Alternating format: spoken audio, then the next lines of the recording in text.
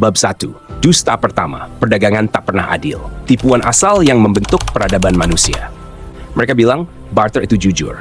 Mereka menjual pada kita gagasan bahwa manusia purba saling bertukar barang karena saling membutuhkan. Bahwa perdagangan lahir dari keadilan. Aku beri kamu ikanku, kamu beri aku gandummu. Omong kosong. Perdagangan tidak pernah adil, tidak pernah murni, tidak pernah lahir dari kebaikan atau keseimbangan. Sejak pertukaran pertama di bumi, perdagangan adalah medan perang, senyap, licik, dan brutal. Sebuah permainan kekuasaan, sebuah negosiasi dalam ketakutan. Manipulasi yang disamarkan sebagai kerjasama. Bab ini akan merobek habis dusta pertama yang diajarkan pada manusia, bahwa barter itu adil.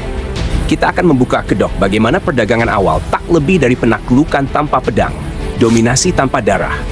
Di balik setiap senyum dalam pertukaran, ada hierarki tersembunyi.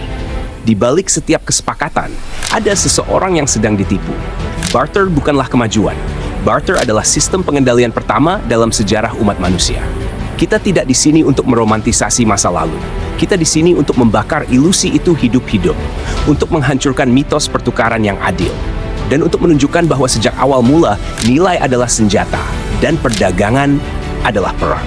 Ilusi keadilan di zaman primitif, mitos yang ditelan sejarah. Mereka bilang barter itu adil, tapi keadilan tak pernah jadi fondasi. Dominasilah yang sebenarnya jadi dasar segalanya. Dusta yang diajarkan pada kita. Kita tumbuh besar dengan sebuah dongeng. Dongeng yang dibungkus rapi dalam jubah akademik, disuapi pada kita lewat buku pelajaran, diulang di kelas ekonomi, dan dipertahankan oleh para sejarawan yang takut menggugat inti dari sistem ini.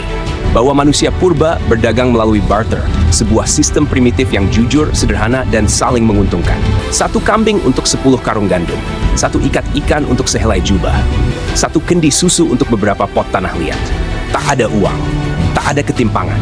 Hanya manusia saling memenuhi kebutuhan dalam ekosistem polos yang katanya setara. Dan itulah, kawan, salah satu kebohongan terbesar yang pernah dijual dalam sejarah manusia.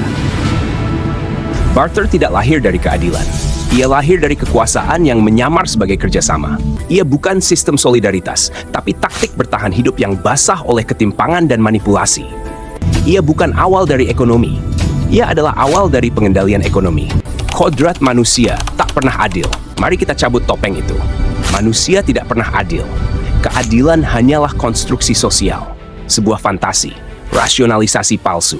Topeng yang kita kenakan untuk menutupi mesin purba di dalam diri kita. Mesin yang berjalan dengan satu bahan bakar. Keuntungan dan kelangsungan hidup.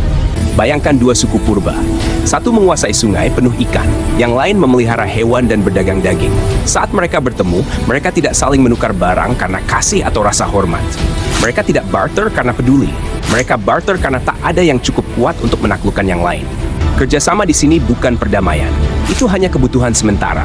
Di balik setiap pertukaran, ada kecurigaan, ada keserakahan, ada perhitungan dingin. Mari kita jujur, satu-satunya alasan barter pernah ada hanyalah karena kekerasan belum jadi pilihan. Satu-satunya alasan dua suku berdagang adalah karena biaya perang terlalu mahal. Dan ketika keseimbangan itu hancur, ketika satu pihak punya jumlah lebih besar, senjata lebih tajam, atau wilayah lebih menguntungkan, sandiwara barter pun berakhir. Yang tersisa hanyalah penaklukan. Barter, dalam bentuk paling murninya, bukan tentang saling menguntungkan, tapi tentang saling lemah. Dari kelemahan itulah lahir sistem pertama penguasaan manusia. Sistem yang dibungkus kata adil. Tapi di baliknya, hanya ada kekuasaan, dominasi, dan kebohongan yang terus diwariskan hingga hari ini. Sebelum ada uang, sebelum ada bank, sebelum kapitalisme, bahkan sebelum peradaban, sudah ada barter. Dan bahkan pada saat itu, permainannya sudah curang. Dusta pertama manusia tidak ditulis di atas batu. Ia diucapkan dalam pertukaran pertama, disembunyikan di balik senyum palsu, dan ditanamkan dalam setiap sistem ekonomi setelahnya. Sampai hari ini, kita masih membayar harganya. Topeng pertukaran saling menguntungkan. Mereka bilang barter itu saling menguntungkan. Mereka bilang barter itu alami. Benarkah? Kalau barter seadil itu, kenapa setiap peradaban besar justru berusaha keras untuk melarikan diri darinya? Kenapa manusia menciptakan kerang, garam, manik-manik, koin, dan emas untuk menggantikannya? Karena barter itu rapuh, karena barter itu tidak efisien, dan karena barter itu tidak pernah benar-benar adil. Barter hanya bekerja saat dua pihak sepakat pada nilai yang sama. Tapi siapa yang menentukan nilai itu? siapa yang menjaganya. Dan apa yang terjadi saat satu pihak berkata, ikan saya lebih berharga daripada jubahmu? Tidak ada standar, tidak ada hukum, tidak ada kepercayaan. Yang tersisa hanyalah kekuatan. Nilai dalam barter bukanlah penemuan. Nilai itu ditentukan oleh yang kuat, oleh yang licik, oleh mereka yang bisa berkata, ambil atau tinggalkan. Dalam dunia barter, nilai bukan alat tukar, nilai adalah senjata. Romantisasi ekonomi modern. Yang ironis, bahkan hari ini, para ekonom modern masih memuja barter. Mereka menulisnya dalam buku teks, seolah barter adalah awal dari pasar bebas. Tapi kebenarannya, barter bukan langkah pertama menuju keadilan. Barter adalah langkah pertama menuju penindasan. Itu bukan sistem saling bantu, itu sistem saling tunduk. Barter bukan simbol kerjasama manusia. Barter adalah cetak biru pertama manipulasi ekonomi. Awal mula di mana kekuatan menyamar sebagai keadilan dan dominasi memakai topeng kesetaraan. Asal-usul ketakutan ekonomi. Barter bukan primitif. Barter itu predator. Dalam dunia tanpa hukum, tanpa kontrak, tanpa jaminan, tidak ada yang namanya kepercayaan. Yang ada hanyalah ketakutan. Ketakutan akan ditipu. Ketakutan kalah jumlah. Ketakutan kehilangan segalanya karena satu transaksi salah. Itu bukan perdagangan. Itu permainan bertaruh nyawa. Barter tidak lahir dari kehendak bebas, tapi dari keputusasaan untuk bertahan hidup. Jika kau punya makanan dan aku tidak, aku tunduk padamu. Jika aku punya garam dan kau tak punya apapun yang kuinginkan, hidupmu kehilangan nilai. Setiap pertukaran diwarnai rasa takut, bukan empati. Yang mendorong barter bukan keinginan untuk berbagi, tapi ketakutan akan kelaparan. Dominasi yang menyamar. Dalam banyak masyarakat awal, barter bukan antara yang setara. Barter adalah antara penakluk dan yang ditaklukkan. Antara yang kenyang dan yang kelaparan. Antara yang memiliki kekuasaan dan yang hanya bisa memohon. Pria dengan 50 kambing tak melihatmu sebagai mitra, ia melihatmu sebagai mangsa. Ia yang menentukan harga, ia yang menetapkan syarat, ia yang memutuskan berapa nilai hidupmu. Inilah wajah asli barter, sebuah negosiasi palsu yang diselimuti senyum sopan, tapi berakar pada pemerasan dan ketakutan. Dan dari sistem inilah lahir seluruh warisan ekonomi modern, uang, utang, pasar, dan kapitalisme. Semua berawal dari satu hal, ketimpangan yang diberi nama pertukaran. Barter bukan tentang saling memberi. Barter adalah tentang siapa yang berani mengambil lebih dulu. Dari barter lahir keserakahan. Dari keserakahan lahir kekuasaan.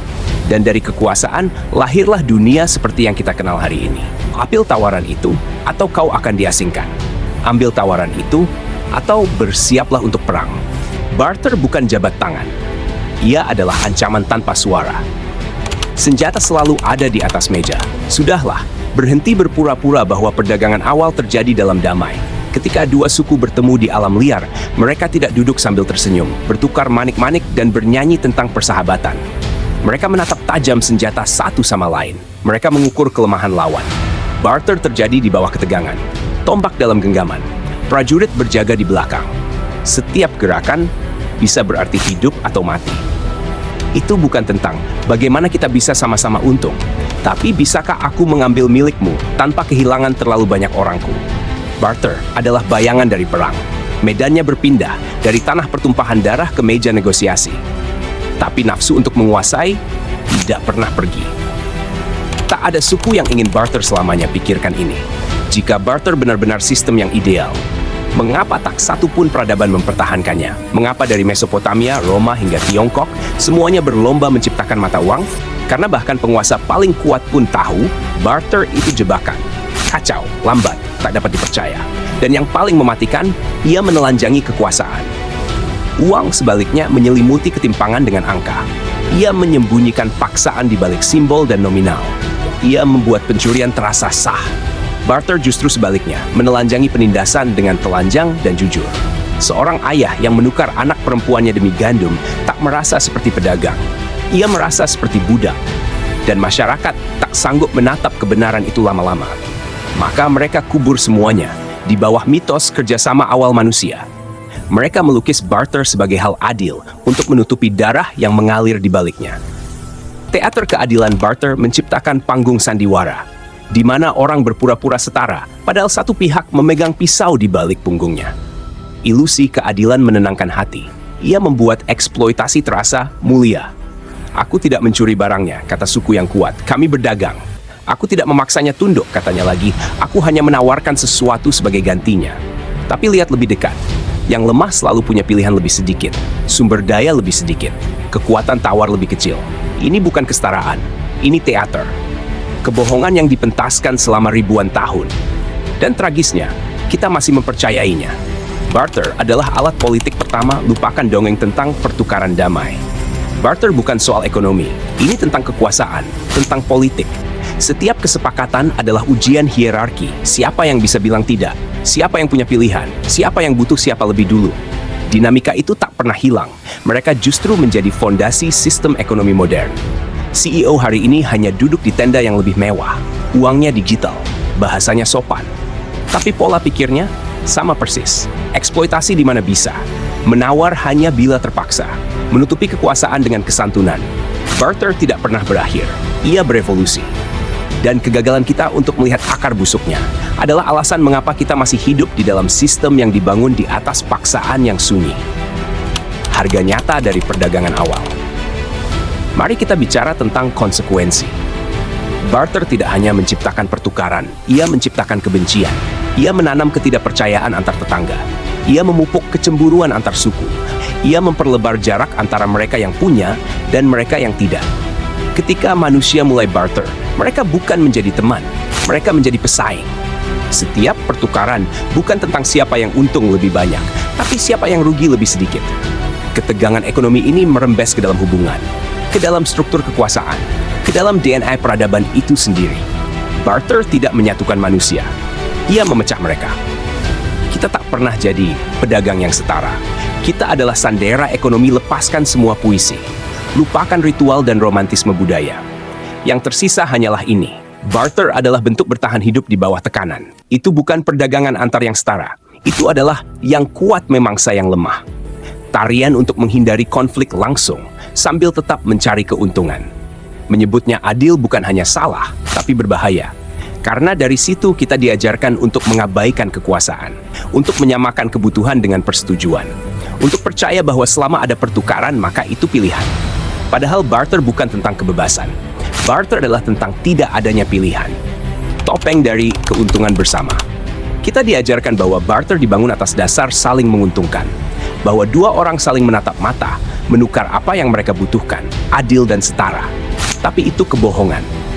Kebohongan yang dibentuk oleh sejarah versi para pemenang. Kenyataannya jauh lebih kejam. Barter dibangun di atas ketimpangan. Di balik setiap pertukaran yang adil, selalu ada seseorang yang terpaksa berkata iya, dan seseorang yang cukup kuat untuk berkata, terima atau tinggalkan. Tak ada hukum tertulis, tak ada perlindungan, tak ada konsep keadilan selain ujung tombak dan rasa lapar. Kau tidak barter karena percaya, kau barter karena tak punya pilihan lain. Bayangkan kau terdampar di hutan, hanya punya kayu bakar, sementara orang lain punya air. Apakah itu perdagangan? Tidak. Itu bertahan hidup di bawah ancaman. Barter bukan kesepakatan bersama. Itu adalah bentuk penyerahan diri yang terselubung. Yang butuh lebih sedikit, selalu menang lebih banyak. Sejarah sengaja diubah. Lalu kenapa sejarah memuliakan barter? Kenapa buku pelajaran menyebutnya sebagai langkah pertama yang mulia? Karena sejarah ditulis oleh para pemenang. Dan para pemenang selalu butuh cara untuk membersihkan darah di tangan mereka. Para penakluk butuh membuat penindasan terdengar seperti kerjasama. Mereka butuh membenarkan struktur yang mereka bangun. Kerajaan, ekonomi, mata uang dengan menggambarkan masa lalu seolah tak berdosa. Padahal kenyataannya, barter itu manipulatif, primitif. Mitos tentang barter menjadi pembenaran moral bagi sistem ekonomi selanjutnya. Jika perdagangan dimulai dari keadilan, maka uang juga pasti adil. Bukan begitu? Salah. Barter adalah ketimpangan dalam bentuk paling mentahnya. Ia tidak berkembang menjadi sesuatu yang lebih baik, ia hanya berubah menjadi lebih halus, lebih menipu. Barter tak butuh hukum, karena dialah hukumnya. Sebelum ada raja dan pengadilan, barterlah sistem yang berkuasa. Siapa yang punya lebih banyak untuk diperdagangkan, dialah yang memerintah.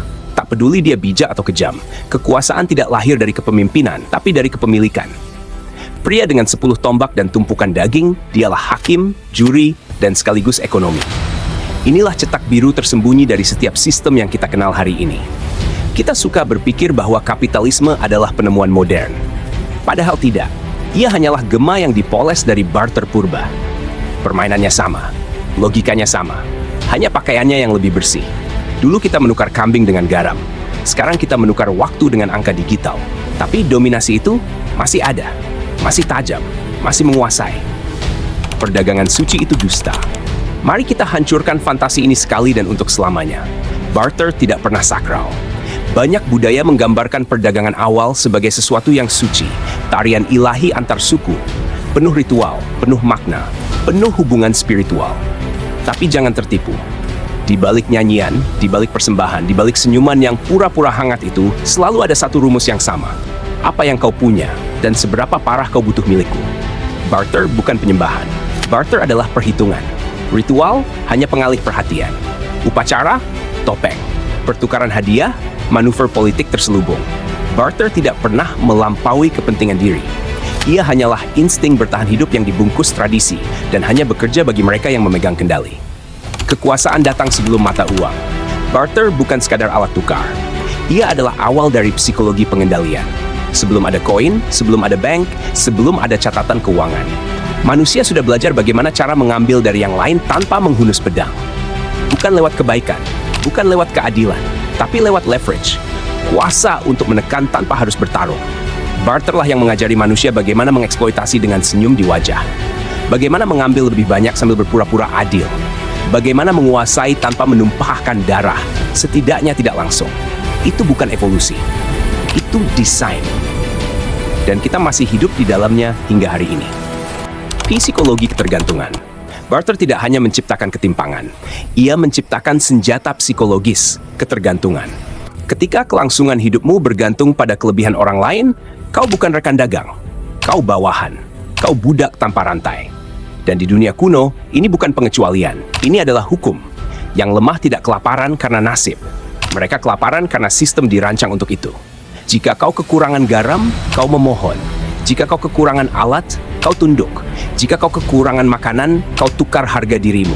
Itu bukan perdagangan, itu penyerahan ekonomi.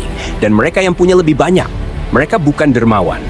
Mereka adalah raja dalam bayang-bayang, tiran tanpa mahkota. Barter mengajarkan manusia racun pertama kekuasaan. Buat mereka membutuhkanmu, lalu buat mereka membayar.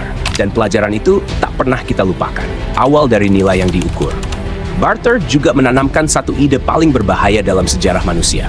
Bahwa segala sesuatu bisa diukur nilainya. Bukan nilai spiritual, bukan makna. Tapi harga, dingin, kejam, transaksional. Berapa karung gandum seharga anak perempuanmu? Berapa kulit kambing untuk nyawa orang yang terluka? Berapa kendi minyak agar keluargamu tidak membeku malam ini? Barter melahirkan mimpi buruk itu, bahwa hidup hanya berharga sejauh apa yang orang lain mau bayar untuknya. Itu bukan keadilan. Itu awal dari dehumanisasi. Dan ketika manusia dijadikan angka, kejam jadi mungkin. Perbudakan jadi bisnis. Kekaisaran jadi keniscayaan. Barter tidak menyatukan kita. Barter memecah kita. Ia adalah cetak biru pertama dari penguasaan manusia atas manusia. Perdagangan suci? Tidak. Yang suci hanyalah tipuannya, yang abadi hanyalah kuasanya. Dan sampai hari ini, kita masih menari dalam dusta yang sama. Benih pertama dari penindasan, mereka bilang, barter itu sederhana. Tapi kesederhanaan bukan berarti keadilan. Kesederhanaan berarti kekuasaan tanpa batas, tanpa belas kasihan. Barter itu indah, hanya bagi yang kuat. Bagi mereka yang punya tanah, sumber daya, dan kendali.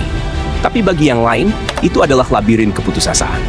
Orang-orang mulai menimbun, bukan untuk bertahan hidup, tapi untuk berkuasa. Penimbunan bukanlah keserakahan, itu adalah senjata.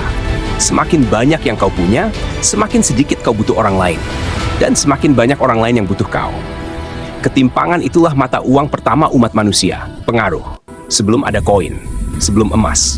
Dompet orang kaya hanyalah kelebihan hasilnya. Dan disitulah semuanya berubah. Perdagangan berhenti menjadi manusiawi. Ia berubah menjadi manipulasi. Ritual kekuasaan yang disamarkan dengan kebohongan bernama keadilan. Ini bukan sistem, ini bertahan hidup. Jangan pernah salah sangka. Barter bukanlah sistem. Ia adalah kekacauan yang menyamar sebagai ketertiban.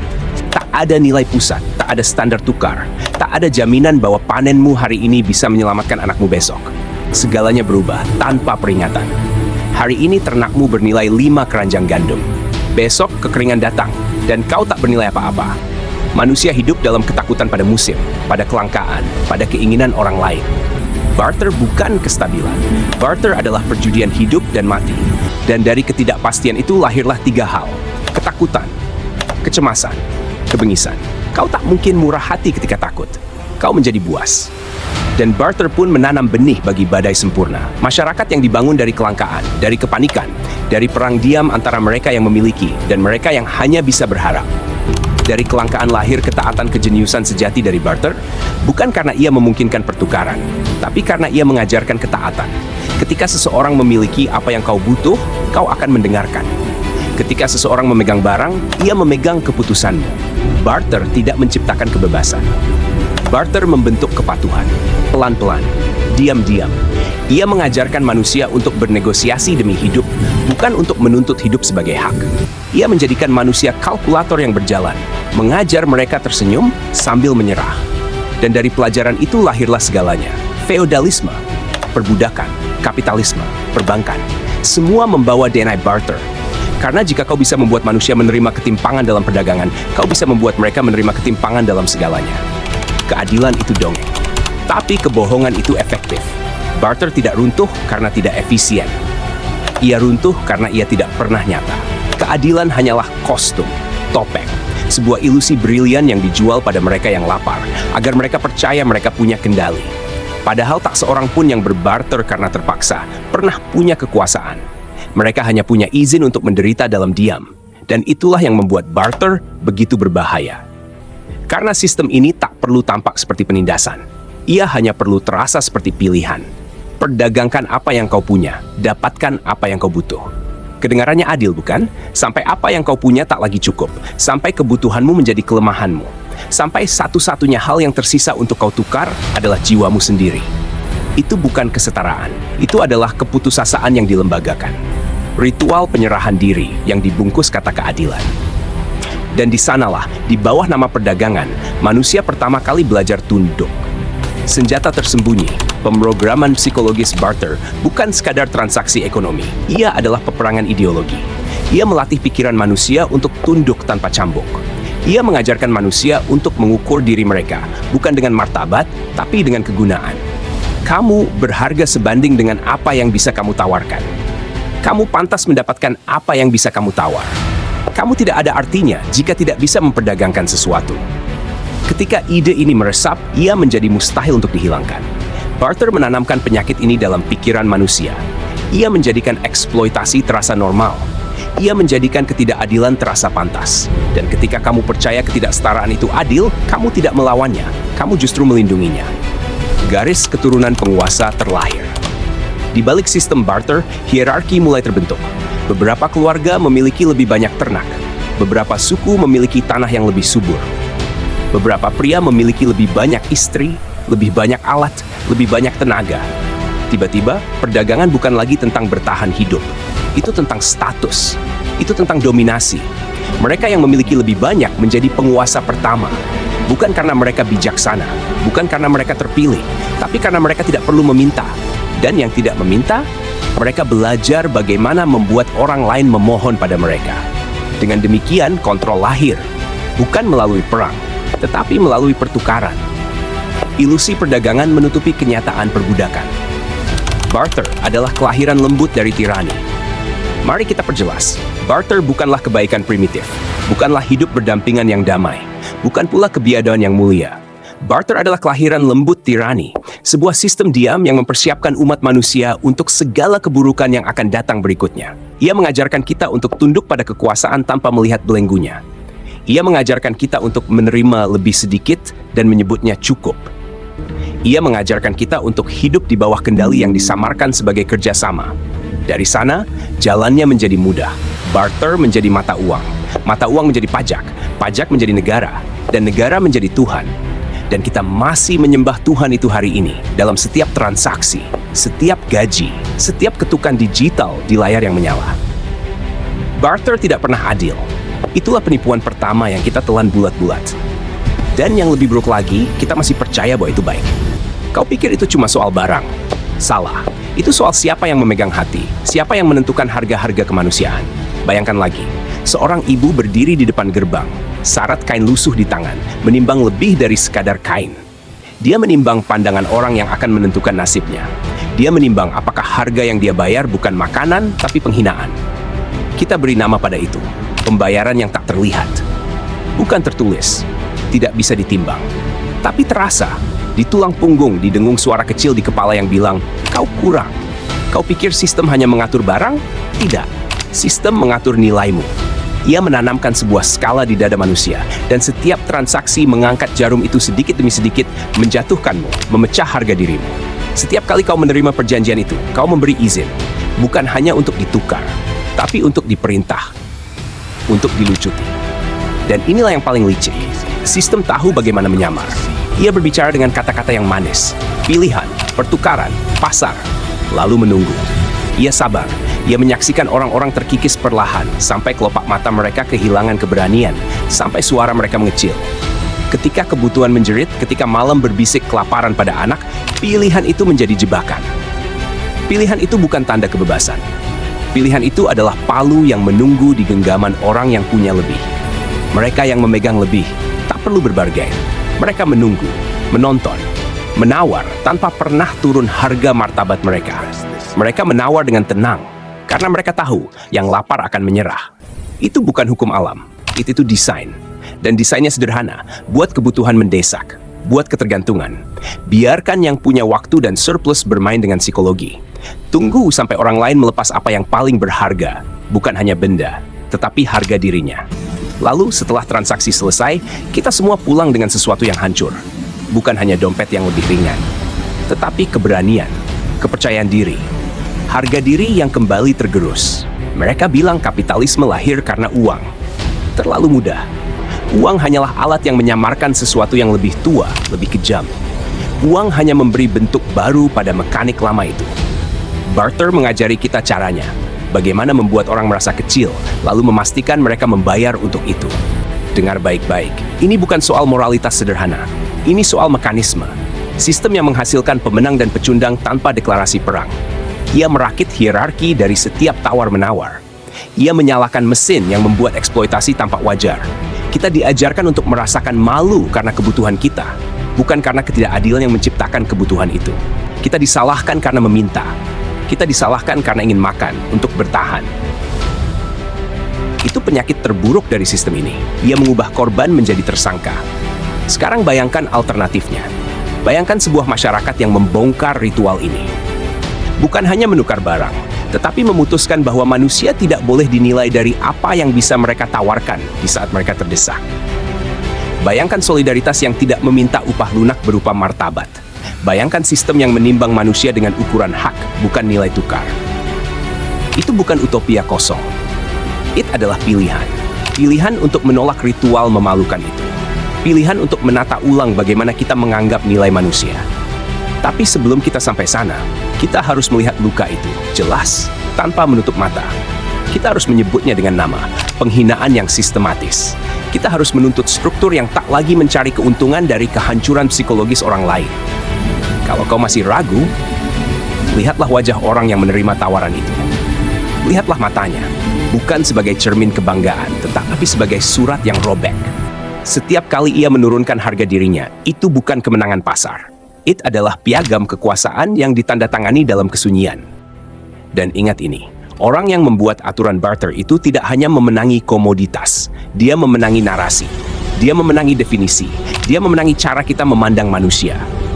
Kalau kita ingin membalikkan ini, kita harus merobek narasi itu. Kita harus menggantinya. Kita harus mengatakan keras kepada semua yang mau mendengar bahwa harga seorang manusia tidak boleh dinegosiasikan. Jangan lagi diam ketika sistem menawar martabat. Jangan lagi membiarkan pasar menuliskan nama kita di sudut-sudut lapar. Kita tidak hanya menuntut makanan, kita menuntut cara hidup yang memastikan manusia tidak lagi menjadi komoditas saat ia paling lemah.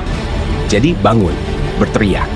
Dan jika kau ingin, mulai dari hal kecil, bentuk solidaritas yang nyata, bentuk jaringan yang memberi tanpa meminta malu sebagai bayarannya. Ajarkan anak-anakmu untuk tidak merasa bersalah karena membutuhkan. Ajarkan tetanggamu bahwa meminta pertolongan bukan sebuah hinaan, tetapi hak. Karena ketika harga diri berhenti menjadi barang tawar-menawar, kita mulai membangun sesuatu yang jauh lebih berbahaya bagi penguasa lama. Sebuah masyarakat yang menuntut martabat, bukan yang menjualnya. Mereka menulis sejarah dengan senyum. Lalu datanglah para pendongeng, para sejarawan, para imam, para penyair. Mereka menulis bahwa barter adalah hal mulia. Mereka menyebutnya awal dari kerjasama manusia. Mereka memujanya, mengagungkannya, menguduskannya. Tapi yang menulis sejarah itu bukan mereka yang menderita di bawahnya. Orang miskin tidak menulis sejarah. Orang lapar tidak mengukir prasasti. Yang tertindas tidak membangun perpustakaan. Yang menulis adalah para pemenang. Mereka yang diuntungkan. Mereka yang tidak pernah harus berdagang dengan rasa putus asa. Mereka bilang barter itu adil. Karena buat mereka, memang adil. Mereka membohongi leluhurmu. Dan mereka masih membohongimu sekarang. Dan yang paling ironis, kita masih berterima kasih pada mereka. Kita menyebut masa lalu itu zaman yang lebih sederhana. Kita bilang dulu orang saling membantu. Tidak, bro. Mereka bukan membantu. Mereka berburu. Kekuasaanlah yang menentukan apa itu nilai. Dalam mekanisme barter yang brutal, nilai tidak pernah lahir dari kebenaran. Nilai ditentukan oleh kekuatan, oleh status. Oleh siapa yang lebih membutuhkan siapa. Segenggam garam bisa seharga seekor sapi jika orang diambang dehidrasi cukup putus asa. Sementara keranjang buatan tangan seorang perempuan bisa dianggap tak berharga, kecuali istri kepala suku menyukainya. Tidak ada standar, tidak ada keadilan, tidak ada kebenaran. Segalanya subjektif. Segalanya bisa dimanipulasi. Sistem itu tidak pernah menghargai kerja keras. Ia hanya menghargai leverage. Barter mengajarkan pelajaran pertama umat manusia. Kenyataan bukan tentang apa yang benar, tapi tentang apa yang disetujui oleh mereka yang berkuasa. Dan begitu ide itu berakar, pintu menuju uang, manipulasi, dan kegilaan terbuka lebar. Yang lemah membayar lebih dari sekadar barang. Setiap transaksi yang dilakukan oleh mereka yang lemah selalu menagih harga yang lebih tinggi dari sekadar harta. Yang dipungut bukan cuma benda, tapi waktu, kepercayaan, dan kewarasan mereka. Bayangkan hidup di dunia di mana setiap hari adalah negosiasi untuk bertahan hidup. Kau bangun bukan untuk mencari makna hidup, tapi sekadar mencari cara agar tidak mati hari ini. Kau berjalan, menawarkan, ditolak. Kau sodorkan satu barang, ditertawakan. Kau tambahkan yang lain, masih kurang. Kau berikan lebih banyak, mereka menghina. Dan ketika akhirnya kau berhasil menukar sesuatu yang kecil, kau sudah terkuras secara batin, emosi, dan harga diri. Dan jika anakmu sakit atau tubuhmu rapuh, selamat. Dalam dunia barter, nilai dirimu hanya sebesar apa yang bisa kau tawarkan saat ini juga. Tidak punya apa-apa, maka kau dianggap bukan siapa-siapa. Inilah birokrasi kejam pertama dalam sejarah manusia. Tanpa dokumen, tanpa kantor. Hanya transaksi diam-diam yang menghukum mereka yang miskin. Setiap hari, setiap napas.